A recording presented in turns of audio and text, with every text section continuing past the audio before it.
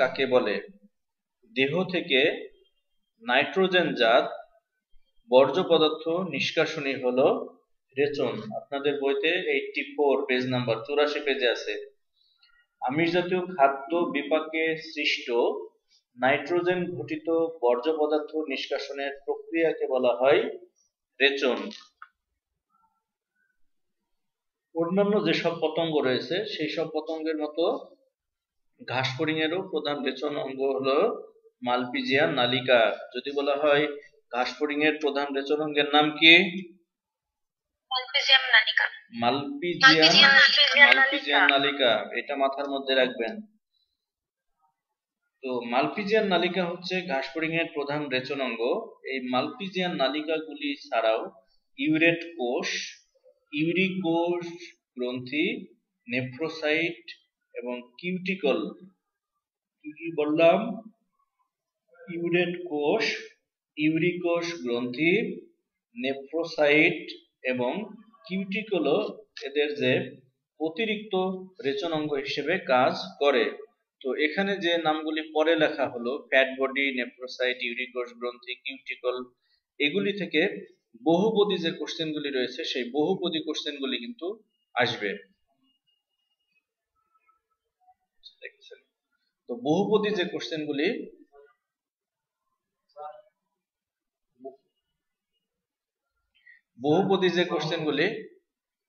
বহুপদী কোশ্চেনগুলি কিন্তু এখান থেকে আসবে। ঠিক আছে? তাহলে যদি বলা হয় ঘাসফড়িংয়ের অতিরিক্ত যে রেচন অঙ্গগুলির নাম কি একবার বলো তো? ফ্যাট বডি, নেফ্রোসাইট,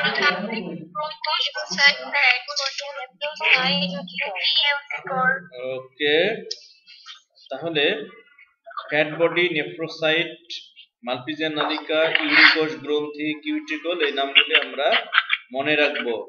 তো এই যে এখানে যে ছবিটা আমরা দেখছি, ইনি হচ্ছেন একজন ইটালিয়ান বিজ্ঞানী। নাম কি? ওনার নাম হচ্ছে মার্সেলো মালপিজি। তো উনি হচ্ছেন একজন ইটালিয়ান চিকিৎসক এবং জীববিজ্ঞানী। এবং এই মার্সেলো মালপিজি যিনি, উনি এই মালপিজিয়ান যে নালিকা, সেই মালপিজিয়ান নালিকাটি 1669 সালে আবিষ্কার করেন। কত সালে? 1669 সালে। আচ্ছা, তো এখন আমরা দেখতে পাচ্ছি এটা হচ্ছে ঘাসফড়িংয়ের কি পরিপাকতন্ত্র, তাই না? তো এটা হচ্ছে মধ্যপৌষ্টিক নালী, এটা হচ্ছে মধ্যপৌষ্টিক নালী, আর এটা হচ্ছে কি পশ্চাৎ পৌষ্টিক নালী। তো আর এটা হলো মালপিজিয়ান নালিকা।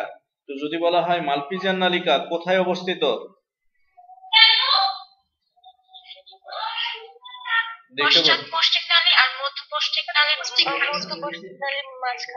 আচ্ছা, তাহলে মধ্যপৌষ্টিক নালী এবং পশ্চাৎ যে পৌষ্টিক নালী, সেই মধ্য এবং পশ্চাৎ পৌষ্টিক নালীর সংযোগ স্থলে মালপিজিয়ান নালিকাগুলি অবস্থান করে। ক্লিয়ার? ওকে, এইবার দেখো মালপিজিয়ান নালিকাগুলি হিমোসিলের মধ্যে ভাসমান থাকে। কোথায়? আমি একটা ছবি আঁকি, এখানে দেখি। একটা শব্দ হচ্ছে কার? আমি যদি এইভাবে আঁকি মালপিজিয়ান নালিকা, এটা মনে করো এটা হচ্ছে ঘাসফড়িং। ঠিক আছে?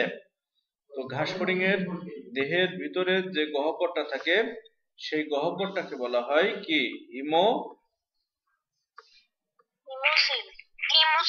হিমোসিল। তো এই হিমোসিলের মধ্যে এখানে আমি একটু আঁকি, এটা হচ্ছে এটা অগ্রপৌষ্টিক নালী, এটা হচ্ছে মধ্যপৌষ্টিক নালী, আর লাস্টে এটা হচ্ছে পশ্চাৎ পৌষ্টিক নালী। এটা বুঝছো? তাহলে কোথায় থাকবে? এই যে মধ্য পশ্চাৎ পৌষ্টিক নালীর সংযোগ স্থলে থাকবে। এবং এগুলো কোথায়? হিমোসিলের মধ্যে ভাসমান থাকবে। বিষয়টা কি এরকম না? তাহলে যে এই জায়গাটা আমি যদি কল্পনা করি, এই জায়গাটা হচ্ছে কি এই জায়গাটা হচ্ছে কি হিমোসিল, তাই না? এটা তো হচ্ছে কি হিমোসিল। তো যে প্রান্তটা হিমোসিলের মধ্যে থাকে, দেখো এই যে এই প্রান্তটা, যে প্রান্তটা হিমোসিলের দিকে থাকে সেই প্রান্তটা থাকবে বন্ধ, ঠিক আছে? যে প্রান্তটা হিমোসিলের দিকে থাকবে সেই প্রান্তটা থাকবে বন্ধ অবস্থায়, আর যে প্রান্তটা পরিপাক নালীর সাথে লাগানো থাকবে সেই প্রান্তটা থাকবে ওপেন। এবার বুঝছো? এই যে এই জায়গাটা খেয়াল করো, এই জায়গাটা কিন্তু ওপেন, দেখছো? যে প্রান্তটা হিমোসিলের মধ্যে থাকে সেই প্রান্তটা থাকে কি বন্ধ অবস্থায়, আর যেটা থাকে কোথায়, যেটা থাকে পৌষ্টিক নালীর সাথে লাগানো সেই প্রান্তটা থাকে খোলা। এটুক বোঝনি কে? আচ্ছা, তাহলে যদি বলা হয় কোথায় অবস্থিত, আমরা দেখি মধ্য ও পশ্চাৎ পৌষ্টিক নালীর সংযোগস্থলে সূক্ষ্ম সুতার মতো হলুদ বর্ণের যে নালিকা দেখা যায় সেগুলোই হলো মালপিজিয়ান নালিকা। নালিকার বদ্ধ প্রান্তটি হিমোসিলে ভাসমান থাকে এবং মুক্ত প্রান্তটি পৌষ্টিক নালীর সাথে যুক্ত থাকে। এই পর্যন্ত বুঝেননি কে বলেন? এইটুকু কি বুঝেছেন? স্যার আরেকবার একটু বললে ভালো হতো। আচ্ছা, আর একবার বললে ভালো হতো। আমি বলছি যে প্রান্তটা, খেয়াল করো, এই যে এই প্রান্তটা থাকছে হিমোসিলের মধ্যে ভাসমান অবস্থায়, আর এই প্রান্তটা থাকছে হচ্ছে পৌষ্টিক নালীর সাথে লাগানো।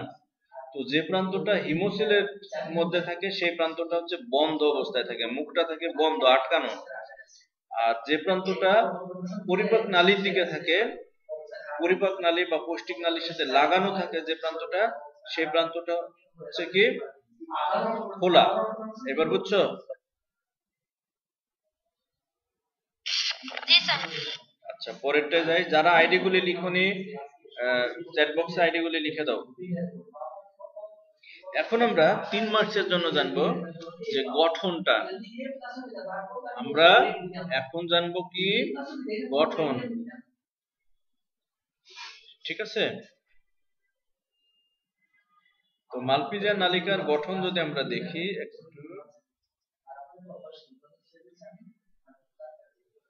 তো মালপিজিয়ান নালিকাটা যদি আমরা কেটে ফেলি, সেকশন যদি নিই, তাহলে আমরা মাঝখানে একটা ফাঁকা জায়গা দেখতে পাই। দেখো তোমার বইতে দেখো 84 নাম্বার পেজ, গঠন। প্রতিটি মালপিজিয়ান নালিকা প্রায় 25 মিলিমিটার লম্বা। মালপিজিয়ান নালিকা লম্বা কতটুকু? 25 মিলিমিটার। আর 25 মিলিমিটার। ব্যাস হচ্ছে 1 মিলিমিটার। এবং এই নালীগুলি হচ্ছে সরু, হলুদ বর্ণের এবং ইলাস্টিসিটি আছে, অর্থাৎ টানলে লম্বা হয়, ছেড়ে দিলে কি হয়, ছোট হয়। এবং এই নালীর ভিতরে যে ফাঁপা গহ্বর থাকে, নালীর ভিতরে যে ফাঁপা গহ্বর থাকে,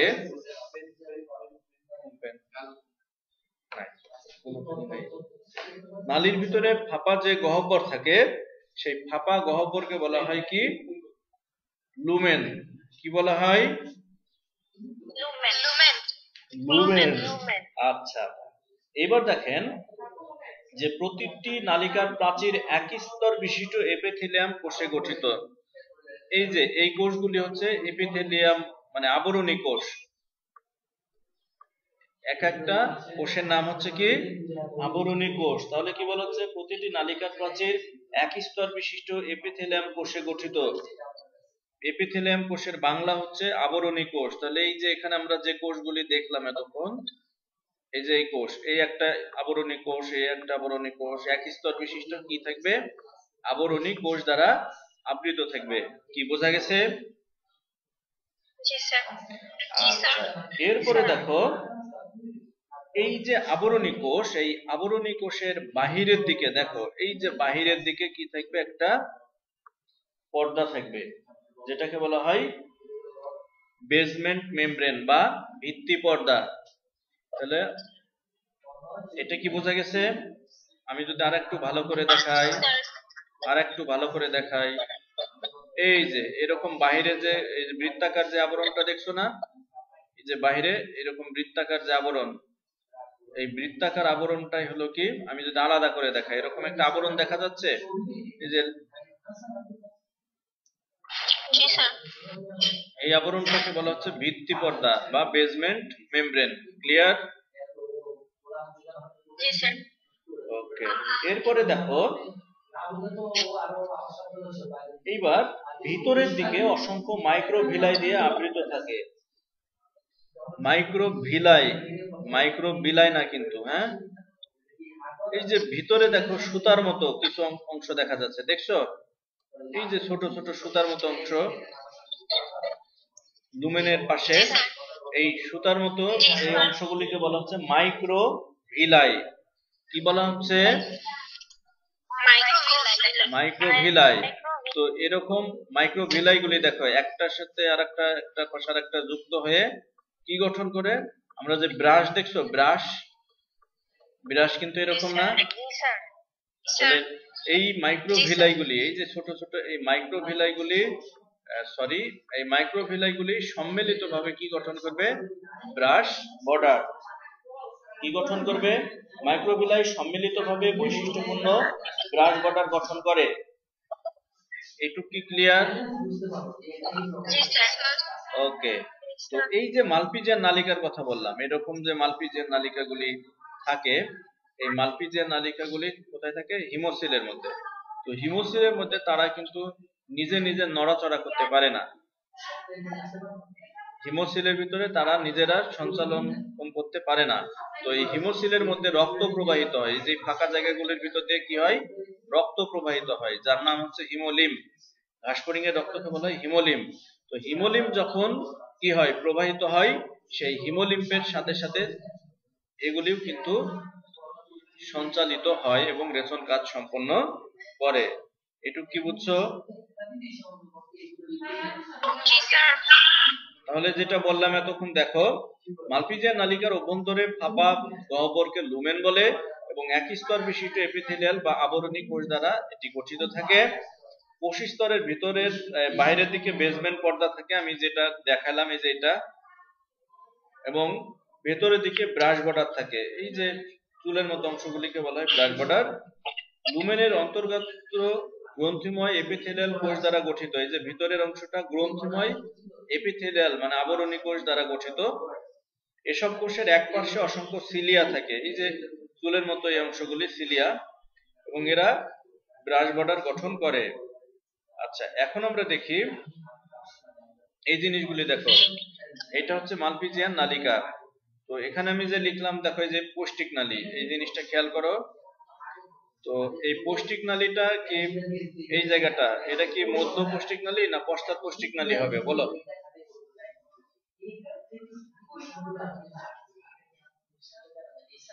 এটা মধ্য পৌষ্টিক নালী, আর এইটা হচ্ছে, এইটা পশ্চাৎ পৌষ্টিক নালী। আর এই নালীটার নাম কি?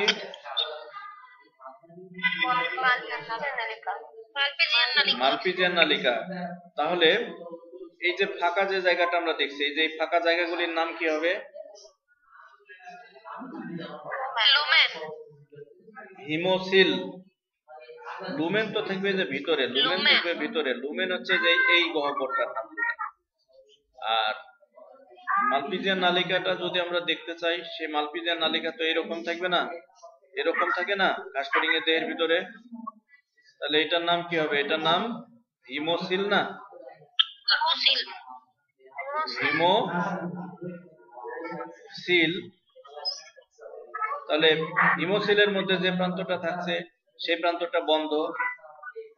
তো এখন দেখো এই প্রান্তটা হচ্ছে শোষণের জন্য অভিযোজিত।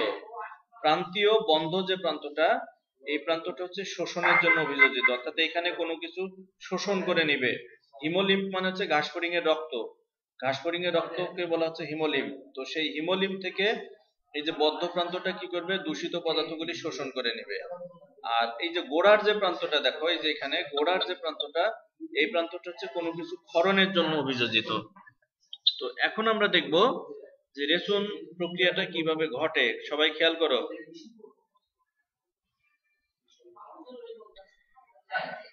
হিমোলিম্ফ মানে কি বললাম? ঘাসফড়িং এর যে রক্ত, সেই রক্তকে বলা হয় হিমোলিম্ফ। তো সেই হিমোলিম্ফের মধ্যে দূষিত পদার্থ হিসেবে থাকে দেখো পটাশিয়াম ইউরেট, তারপরে কি কার্বন ডাই অক্সাইড এবং পানি। কি কি থাকে?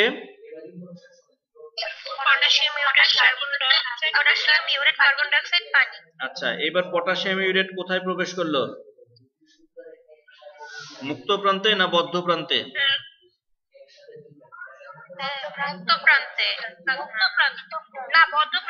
হ্যাঁ, বদ্ধ প্রান্তে। বদ্ধ।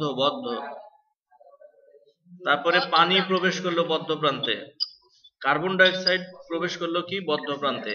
এই যে হিমোলিম্ফ মানে রক্তের মধ্যে থেকে potassium urate, carbon die oxide এবং পানি মালপিজিয়ান নালিকার বদ্ধ প্রান্তে প্রবেশ করে। প্রবেশ করার পর তারা কিছু রাসায়নিক বিক্রিয়া ঘটায়। বিক্রিয়া ঘটানোর পর কি উৎপন্ন করে দেখো?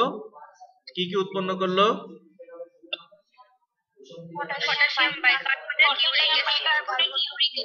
আচ্ছা, পটাশিয়াম বাইকার্বনেট এবং ইউরিক অ্যাসিড উৎপন্ন করে। এবার দেখো পটাশিয়াম বাইকার্বনেট এবং ইউরিক অ্যাসিড, দেখো পটাশিয়াম বাইকার্বনেট এবং ইউরিক অ্যাসিড কোথায় চলে গেল?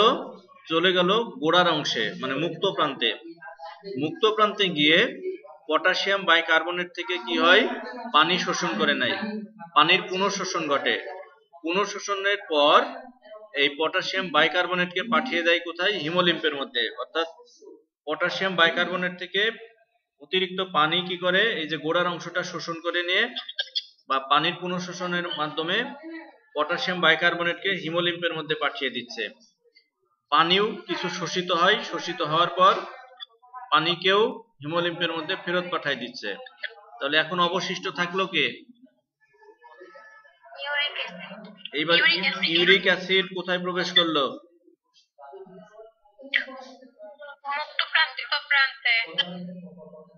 আচ্ছা, এখন কোথায় প্রবেশ করছে দেখো? এখন পৌষ্টিক নালীর ভিতরে।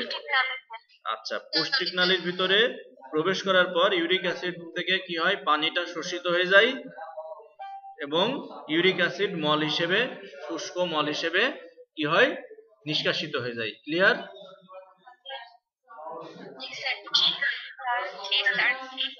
এটা কি বুঝেছেন?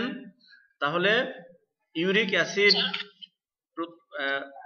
কোথায় প্রবেশ করলো? মলাশয়ের ভিতরে প্রবেশ করলো। প্রবেশ করার পর সেখান থেকে ইউরিক অ্যাসিডের যে পানি, সেই পানিটা শোষণ করে নিল। শোষণ করার পর এই ইউরিক অ্যাসিড শক্ত মল হিসেবে কি হলো? দেহের বাইরে নিষ্কাশিত হয়ে গেল। মূল বিষয়টা ছিল এরকম। এবার বলেন বুঝেননি কে? কি বুঝেছেন? ওকে, এখন আমরা আরেকটা টপিক আলোচনা করব। এটা ছিল গত দিনের টপিক, আজকে শেষ করলাম। এখন আমরা আমাদের আজকের যে পড়া, সেই পড়াটা শুরু করি। হ্যাঁ বলেন। হ্যাঁ বলেন। স্যার আমাদের যে অ্যাসাইনমেন্ট দিছে স্যার, এটা অ্যাসাইনমেন্ট বায়োলজি দুইটা পাইছি স্যার, এটা বুঝতেছি না কোনটা করব। আচ্ছা, বায়োলজি দুইটা পেয়েছো, একটা দেখো আমি পোস্ট দিয়েছি, ঠিক আছে? আমি যেটা দিয়েছি তুমি, হ্যাঁ এফবিতে দেখো আমি একটা পোস্ট দিয়েছি, ওইটা করো। আর যদি মনে করো তুমি লিখে ফেলেছো, তাহলে নতুন করে লেখার দরকার নাই, একটা লিখলেই হবে। যদি না লিখে থাকো তাহলে আমি যেটা পোস্ট দিয়েছি সেটা লিখবা। আর যদি লিখে ফেলো তাহলে আর নতুন করে লেখার দরকার নাই, যেটা লিখছো সেটাই জমা দিও। ঠিক আছে? আচ্ছা, এখন আমরা জানবো ঘাসফড়িং এর সংবহন তন্ত্র। কি জানবো? পেজ নাম্বার 79 বের করেন। Page number 79।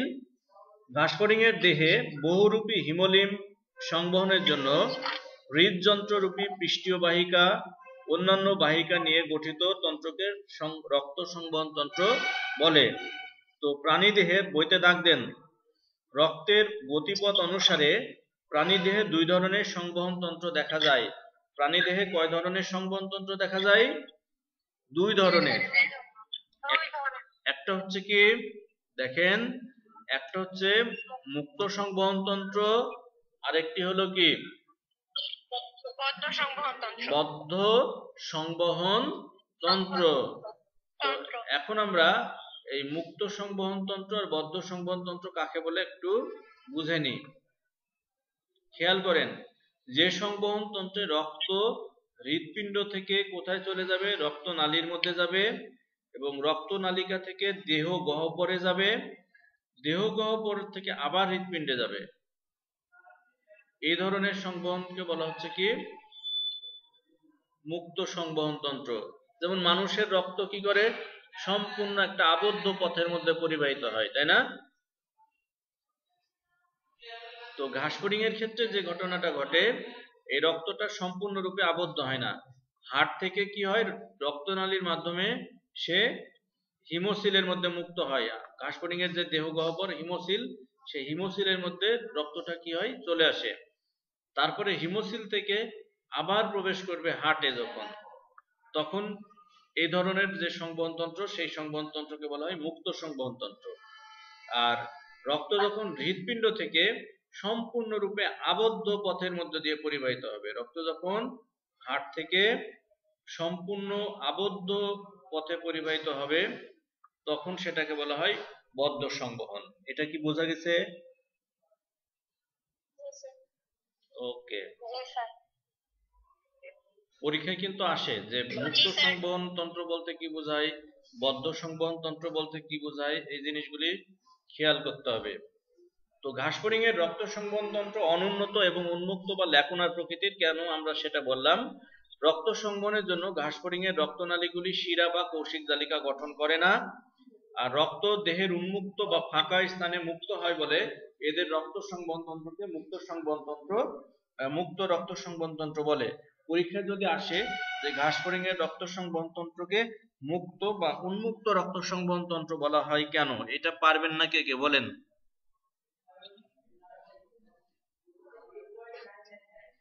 সবাই পারবেন, তাই না? আচ্ছা, এখন দেখেন ঘাসফড়িং এর রক্ত সংবহন তন্ত্র প্রধানত তিনটি অংশ নিয়ে গঠিত। কি কি দেখেন? হিমোসিল, তারপরে কি? হিমোলিম এবং পৃষ্ঠীয় বাহিকা। হ্যাঁ, হিমোসিল, হিমোলিম এবং পৃষ্ঠীয় বাহিকা। একজন বলেন তো হিমোসিল কাকে বলে?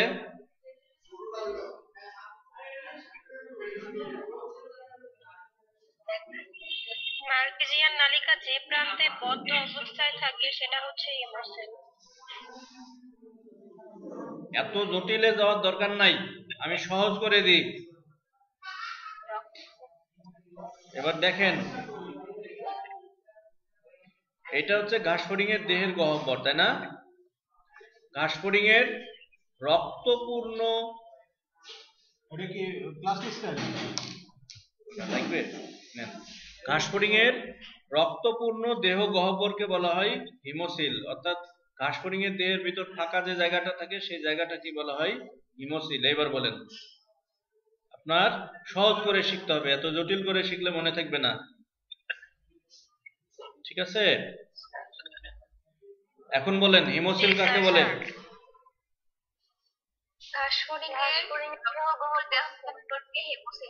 হ্যাঁ, ঘাসফড়িং এর রক্তপূর্ণ দেহ গহ্বরকে বলা হয় হিমোসিল।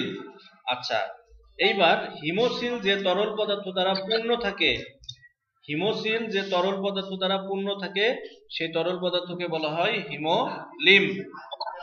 হিমোলিম কাকে বলে? হিমোসিল যে তরল পদার্থ দ্বারা পূর্ণ থাকে, তরল পদার্থ দ্বারা আবৃত থাকে তাকে হিমোলিম বলে।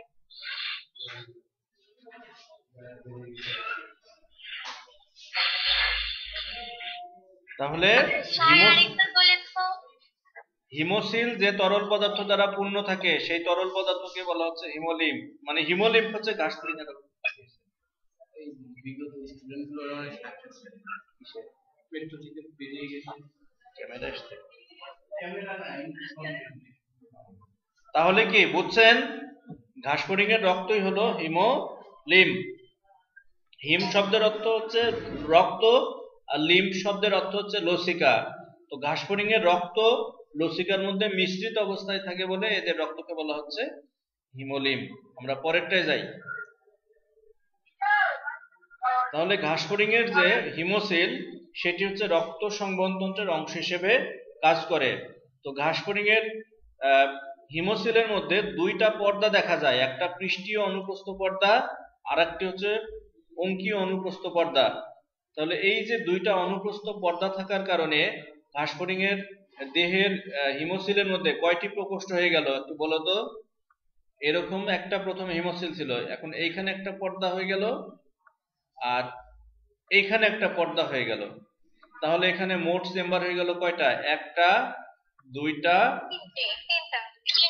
আর একটা হচ্ছে কয়টা? তিনটা।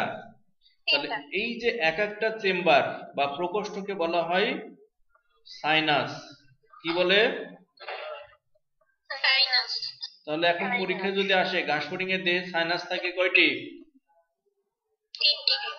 আর অনুপ্রস্থ পর্দা থাকে কয়টি? দুইটি। পারা যাবে? ওকে, ভেরি গুড। আচ্ছা, এবার দেখি সাইনাসগুলির নাম কি। চলো শুরু করি। সাইনাসগুলির নাম দেখো, 1 2 3। তাহলে তিনটা সাইনাস পাওয়া যায়। তাহলে প্রথম যে সাইনাস সেটাকে বলা হচ্ছে পেরিকার্ডিয়াল সাইনাস, দ্বিতীয়টাকে বলা হয় পেরিভিসেরাল সাইনাস, আর তৃতীয়টাকে বলা হয় পেরিনিউরাল সাইনাস। তো তোমরা যখন ডাক্তারের কাছে যাও, ডাক্তারের চেম্বারের সামনে লেখা থাকে কার্ডিওলজিস্ট। তো কার্ডিয়া শব্দের অর্থ কি বলো তো? সেই কার্ডিও যাদের চেম্বারের সামনে লেখা থাকে তারা কিসের doctor? Heart specialist. Heart specialist. তাহলে পেরিকার্ডিয়াল যে সাইনাস, এখানে কার্ডিয়া শব্দটা আছে, তাহলে এই পেরিকার্ডিয়াল সাইনাসের মধ্যে কি থাকবে? কোন অঙ্গ থাকবে? হৃৎপিণ্ড। হৃৎপিণ্ড থাকবে। আচ্ছা, এখন এই হৃৎপিণ্ডটা যদি আমরা দেখি, হৃৎপিণ্ড কি ঘাসফড়িং এর পৃষ্ঠীয় দিকে না অঙ্কীয় দিকে? ঘাসফড়িং এর পৃষ্ঠীয় দিকে, পিঠের দিকে থাকবে কি হৃৎপিণ্ড। আচ্ছা, এরপরে দেখেন এই যে পৃষ্ঠীয় অনুপ্রস্থ পর্দা আর অঙ্কীয় অনুপ্রস্থ পর্দার মাঝখানে এই যে ফাঁকা জায়গাটা, এই ফাঁকা জায়গা, এই গহ্বরটার নাম কি? এই সাইনাসটার নাম কি? Perivisceral sinus. Perivisceral sinus. আচ্ছা, তো ভিসেরা শব্দটা আমরা জানি যে অভ্যন্তরীণ, বিশেষ করে পরিপাকতন্ত্র, তারপরে রেচনতন্ত্র, প্রজননতন্ত্র, এই অঙ্গগুলিকে সাধারণত একসাথে বলা হচ্ছে ভিসেরা। তাহলে মাঝখানের যে প্রকোষ্ঠ, এই প্রকোষ্ঠের মধ্যে কি কি থাকবে? পরিপাকতন্ত্রের বিভিন্ন অংশ থাকবে, রেচনতন্ত্রের বিভিন্ন অংশগুলি থাকবে এবং প্রজননতন্ত্রের অংশগুলি থাকবে। আর নিউরন শব্দের অর্থ কি?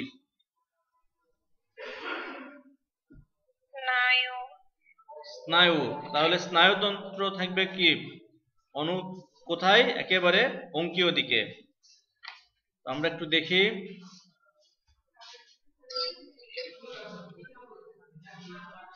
এবার যেগুলি এতক্ষণ বললাম সেগুলো একটু দেখে নেন। তাহলে পেরিকার্ডিয়াল যে সাইনাস, সেই পেরিকার্ডিয়াল সাইনাসের মধ্যে থাকবে হৃৎপিণ্ড এবং পেরিকার্ডিয়াল সাইনাসটা থাকবে অঙ্কীয় দিকে। পেরিভিসেরাল যে সাইনাস, ভিসেরাল, ভি দিয়ে মনে রাখেন, ভিতরের অংশে থাকবে। ক্লাসটা শেষ করে নি, হ্যাঁ, এখানে রাখো। আর পেরিভিসেরাল যে সাইনাস, সেই ভিসেরাল, ওইদিকে বসো, আমি শেষ করে। ভিতরের দিকে যেটা থাকে সেটা মানে মাঝখানে একদম দেখো, পেরিকার্ডিয়াল সাইনাস আর পেরিভিসেরাল সাইনাসের মাঝে যেটা থাকে সেটাকে বলা হচ্ছে পেরিভিসেরাল সাইনাস, এবং এর মধ্যে পৌষ্টিকতন্ত্র, রেচনতন্ত্র, এই অঙ্গগুলি থাকে। আর পেরিনিউরাল, নিউরন থেকে আসছে নিউরাল, তাহলে সেখানে থাকবে স্নায়ুতন্ত্রগুলি। তো এবার দেখো ঘাসফড়িং এর হিমোসিল কি দ্বারা পূর্ণ থাকবে বললাম?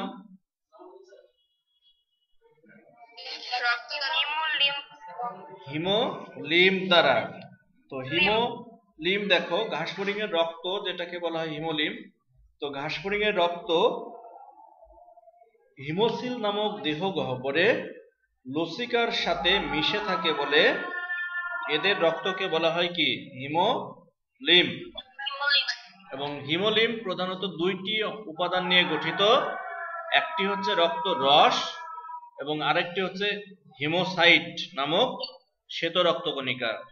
তাহলে হিমোলিম কয়টি উপাদান নিয়ে গঠিত? দুইটি। একটার নাম হচ্ছে রক্ত রস বা প্লাজমা, আর আরেকটির নাম হচ্ছে হিমোসাইট।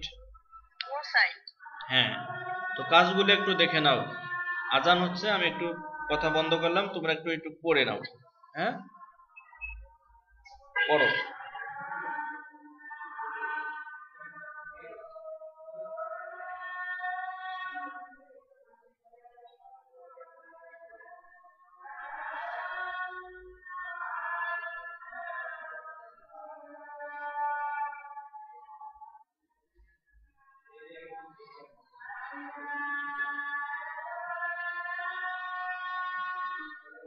এটা কি বুঝছো?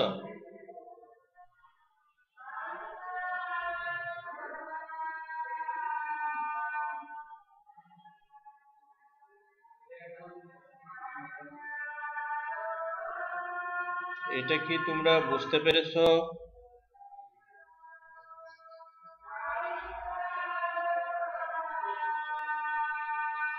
জি স্যার। আচ্ছা, আমরা পরেরটায় যাই। আমাদের হাতে সময় আছে মাত্র 4 মিনিট।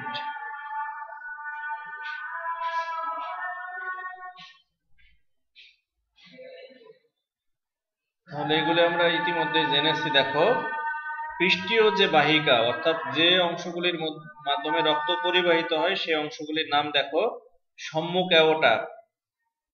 কি নাম? এই যে সামনে নলাকৃতির যে অংশ, এটার নাম হচ্ছে সম্মুখ অ্যাওর্টা, এটার নাম হচ্ছে পশ্চাৎ অ্যাওর্টা, আর এই যে এইগুলি হচ্ছে হৃৎপিণ্ড। এইগুলি কার অংশ? এইগুলি হচ্ছে হৃৎপিণ্ডের অংশ। তো ঘাসফড়িং এর যে হৃৎপিণ্ড, সেই হৃৎপিণ্ডের প্রকোষ্ঠ থাকে 7টি। কয়টি? 7টি। আচ্ছা, ঘাসফড়িং এর যে হার্টের প্রকোষ্ঠ আমরা দেখছি, এই প্রকোষ্ঠ যদি লক্ষ্য করি, দেখো প্রকোষ্ঠের যে নিচের অংশটা, নিচের অংশ থাকে চওড়া, আর উপরের যে অংশটা সেই অংশটা থাকে সরু। এবং চওড়া অংশে দেখো দুইটা করে ছোট ছোট ছিদ্র থাকে, এই ছিদ্রগুলিকে বলা হয় অস্টিয়া। কি বলে? অস্টিয়া। হ্যাঁ, তো এই অস্টিয়ার মধ্য দিয়েই কিন্তু হৃৎপিণ্ডের মধ্যে রক্ত প্রবেশ করে। চলো আমরা দেখি। তো যখন হার্ট প্রসারিত অবস্থায় থাকে, যখন হৃৎপিণ্ড প্রসারিত অবস্থায় থাকে, তখন কি হয়? এই যে দেখো অস্টিয়াগুলো খোলা থাকে, এই অস্টিয়াগুলো, ছিদ্রগুলো কি থাকে? খোলা থাকে। তো খোলা থাকলে কি হয় চলো দেখে নি। খোলা থাকলে এই যে পেরিভিসেরাল সাইনাস থেকে রক্ত কোথায় প্রবেশ করে? পেরিভিসেরাল সাইনাস থেকে রক্ত প্রবেশ করে পেরিকার্ডিয়াল সাইনাসে। যে অ্যারো দিয়ে দেখানো হয়েছে, পেরিকার্ডিয়াল সাইনাসের মধ্যে রক্ত প্রবেশ করে। পেরিকার্ডিয়াল সাইনাস যখন রক্ত দ্বারা পূর্ণ হয়ে যায়, তখন এই যে অস্টিয়া, খোলা যে অস্টিয়া দেখলাম আমরা, সেই অস্টিয়ার মাধ্যমে কি হয়? হার্টের প্রত্যেকটা চেম্বারে কি হয়? রক্ত প্রবেশ করে। যদি ডিসকানেক্ট হয়ে যায় আবার কানেক্ট হবে। আজকে লেকচারটা শেষ করতে হবে। তারপরে কি হয়? এই যে পেছনের যে প্রকোষ্ঠ, এই প্রকোষ্ঠ প্রথমে সংকুচিত হয়। সংকুচিত হলে রক্ত পর্যায়ক্রমে সামনের দিকে কি হয়? প্রবাহিত হয়। প্রবাহিত হয়ে মাথার যে সাইনাস, মাথার যে গহ্বর, সেই গহ্বরের মধ্যে রক্ত চলে আসে এবং পরে রক্ত পেরিভিসেরাল সাইনাসে প্রবেশ করে। পেরিভিসেরাল সাইনাস থেকে রক্ত এরপরে চলে যায় কোথায়? পেরিনিউরাল সাইনাসে। ঠিক আছে? এরপর পেরিনিউরাল সাইনাস থেকে রক্ত আবার প্রবেশ করে পেরিভিসেরালে, পেরিভিসেরাল থেকে আবার প্রবেশ করে পেরিকার্ডিয়ালে। এইভাবে চক্রাকারে কি হয়? ঘাসফড়িং এর দেহে রক্ত সংবহন হয়। প্রথমে কি হবে? রক্ত পেরিকার্ডিয়াল সাইনাসে আসবে। পেরিকার্ডিয়াল সাইনাসে যখন রক্ত আসে তখন কি হয়? হার্টের প্রসারণ ঘটে। আর হার্টের প্রসারণ ঘটলে হার্টের যে অস্টিয়া সেটা খুলে যায়। খুলে গেলে সেই অস্টিয়া দিয়ে কি হয়? হৃৎপিণ্ডের মধ্যে হিমোলিম প্রবেশ করে। এরপরে হৃৎপিণ্ডের পেছনের যে প্রকোষ্ঠ, সেখানে থেকে সংকোচন শুরু হয়। সংকোচন হলে পৃষ্ঠীয় ধমনীর মাধ্যমে রক্ত কোথায় চলে যাবে? মাথার সাইনাসে। মাথার সাইনাস থেকে রক্ত চলে যাবে পেরিভিসেরাল সাইনাস এবং সবশেষে পেরিনিউরাল সাইনাসে। পেরিনিউরাল সাইনাস থেকে আবার রক্ত চলে আসবে পেরিভিসেরাল সাইনাসে। পেরিভিসেরাল থেকে আবার যাবে পেরিকার্ডিয়াল সাইনাসে। এইভাবে চক্রাকারে কি হবে, রক্তগুলি ঘাসফড়িং এর দেহে সংবহিত হবে। কি বুঝছেন? তো এইভাবেই কি হবে, ঘাসফড়িং এর যে সংবহন প্রক্রিয়াটি সম্পন্ন হবে। তো আপনাদের সবার ক্লাস শেষে কি থাকবে, একটা লিংক দেওয়া থাকবে, সেই লিংকে গিয়ে অবশ্যই পরীক্ষাটা দিবেন আজকের। ঠিক আছে?